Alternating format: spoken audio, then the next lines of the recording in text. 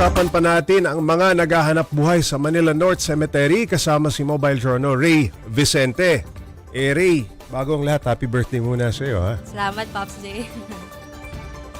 Baka naman. Wala. Okay, Ray. Bago itong krisis sa petrolyo, maganda raw ba ang benta sa pagtitinda sa sementeryo?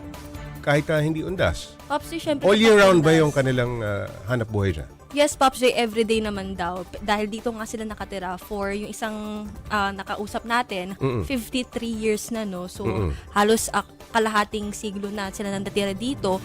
Pero kung kukumpara talaga pag undas, Pops J, mga normal days, hindi daw talaga ganun kabenta. Pero kapansin-pansin daw talaga nila nung nakaraang linggo na simula nagtaas nga yung presyo ng petrolyo, mas tumumal daw. In fact, may mga araw talaga na sunod-sunod na wala talagang pupunta at para magbenta po sila. Okay, Ray, magkano raw ba ang kinikita nila sa sari-sari store? Buti sapat ang kinikita nila. Pops, hindi raw talaga sapat. Lalo itong nakausap natin, marami silang pamilya, kumbaga hindi talaga sapat para mamuhay sila. So from 500 dati nakakabenta sila, ngayon mga 100 na lang. So imagine, ganun kalaki talaga yung difference ng kinikita nila ngayon. Ayun, maraming salamat, Mobile Journal Ray Vicente.